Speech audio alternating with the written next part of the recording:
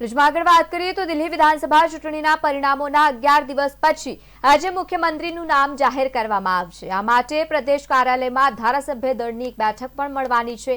બેઠકનો સમય હજુ નક્કી નથી। પાર્ટીના અધ્યક્ષ જેપી નડ્ડાએ પહેલાથી જ સ્પષ્ટ કરી દીધું છે કે મુખ્યમંત્રી ચૂંટાયેલા ધારાસભ્યોમાંથી જ હશે।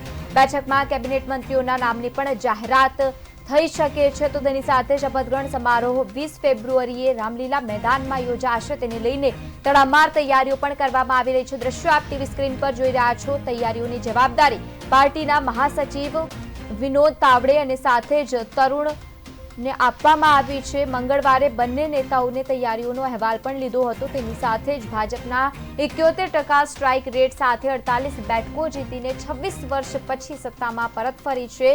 તો તેની સાથે શપથ ગ્રહણ સમારોહ એક ભવ્ય કાર્યક્રમ થવા જઈ રહ્યું છે। તેને લઈને 1 લાખથી વધુ લોકો ત્યાં હાજરી આપશે તેવી પણ માહિતી સામે આવી।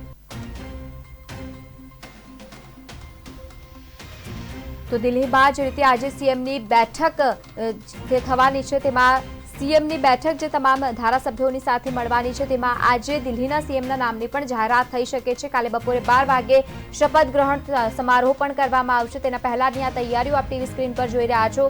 આજે સીએમના નામની જાહેરાત કરવામાં આવશે। જો કે સાંજે 7 વાગે ધારાસભ્ય દળની એક બેઠકનું પણ આયોજન કરવામાં આવ્યું છે અને કાલે બપોરે 12 કલાકે શપથ ગ્રહણ સમારોહ થશે અને સાથે જ આજે સીએમના નામની પણ જાહેરાત કરવામાં આવશે।